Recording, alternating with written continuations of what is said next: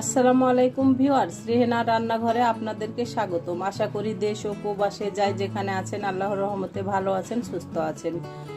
আজকে আমি আবার একটা দারুণ মজার রেসিপি নিয়ে চলে এসেছি। আজকে আমি সজনার শাক ভাজি করব। এভাবে বেছে আমি পরিষ্কার করে আমি ধুয়ে নিয়েছি। এখানে এক বাটি সজনার শাক আছে। কাটতে হয় না, এটা বেছে নিতে হয়। এভাবে বেছে নিতে হয়।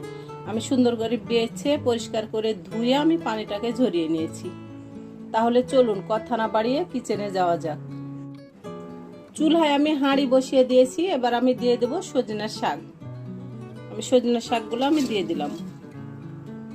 আমি দিয়ে দেব লবণ স্বাদ অনুযায়ী, কাঁচামরিচ কুচি, আমি 2টা পেঁয়াজ কুচি দিয়ে দিলাম।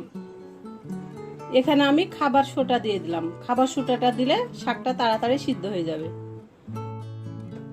এবার আমি দিয়ে দেব পানি। সজনার শাকে পানি বের হয় না, সেজন্য সজনার শাকে পানি দিতে হবে। পানিটা আপনারা জেনে বুঝে দিবেন, যেহেতু এখানে খাবার সোডা দেওয়া আছে। এটা পানিটা অবশ্যই জেনে বুঝে দিবেন। বেশি পানি দিলে আবার শাকটা লেটকা হয়ে যাবে, খেতে মজা লাগবে না। পানিটা অবশ্যই জেনে বুঝে দিবেন। এবার আমি ঢাকনা দিয়ে ঢেকে আমি গ্যাসটা অন করে আমি শাকটা আমি সিদ্ধ করে নেব।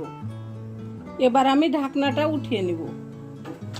দেখুন শাকগুলা থেকে কতগুলা পানি বের হয়েছে। আমি পানি দিয়েছিলাম, আবার পানি বের হয়েছে। আমি এবার পানিগুলাকে আমি শুকিয়ে নিয়ে আমি ফিরে আসছি। এটা পানি ফেলে দিলে শাকটার ভিটামিন নষ্ট হয়ে যাবে। এই পানিটা অবশ্যই শুকিয়ে নিতে হবে। আমি পানিগুলা শুকিয়ে নিয়ে আমি ফিরে আসছি ঢাকনা দিয়ে ঢেকে। আমি এবার ঢাকনাটা উঠিয়ে নিব। দেখুন শাকগুলা থেকে পানিগুলা শুকিয়ে গেছে। এখানে পানিগুলা শুকিয়ে গেছে শাকগুলা থেকে।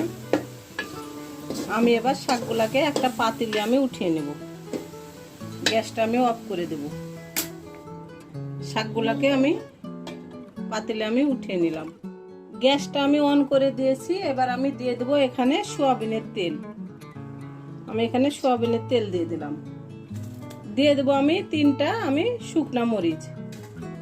এখানে রসুন কুচি আছে। সজনার শাকে রসুন কুচিটা বেশি দিলে খেতে খুব ভালো লাগে। আর এখানে 3টা পেঁয়াজ কুচি আছে।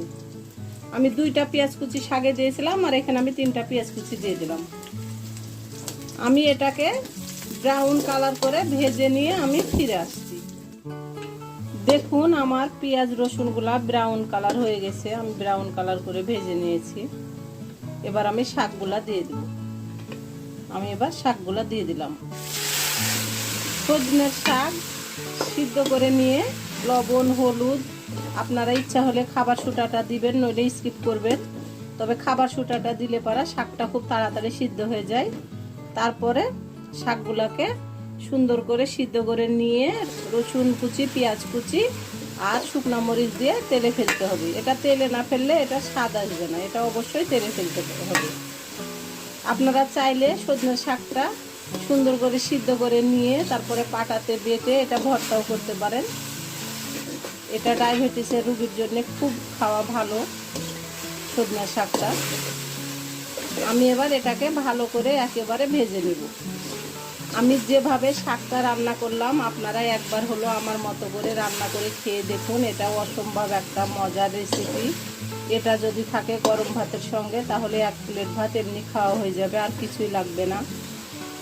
আমার ভিডিওগুলো যদি ভালো লাগে তাহলে অবশ্যই আমার ভিডিওগুলো দেখার অনুরোধ রইল। যদি ফেসবুক থেকে দেখেন তাহলে অবশ্যই একটা ফলো দিয়ে দিবেন। যদি ইউটিউব থেকে দেখেন তাহলে একটা লাইক শেয়ার কমেন্ট দিয়ে দিবেন। সাবস্ক্রাইব করার অনুরোধ রইল। আমি এবার শাকগুলোকে ভালো করে ভেজে নিয়ে আমি একেবারে আমি ফিরে আসছি। দেখুন হয়ে গেছে আমার শাকগুলা, সুন্দর করে আমি ভেজে নিয়েছি। খুব সুন্দর কালারটাও কত সুন্দর আছে। শাকগুলা উঠিয়ে নিয়ে আমি আপনাদেরকে পরিবেশন করে দেখাচ্ছি। হয়ে গেছে আমার পরিবেশন করা। আশা করি আমার রেসিপিটি অবশ্যই ভালো লাগবে। যদি ভালো লাগে তাহলে আমার চ্যানেলটিতে লাইক কমেন্ট শেয়ার করতে ভুলবেন না। বেশি বেশি করে সাবস্ক্রাইব করার অনুরোধ রইল। তাহলে আজকের মতো এখানে বিদায়। আবার অন্য কোনো রেসিপি নিয়ে আসবো। সবাই ভালো থাকবেন। আল্লাহ হাফেজ।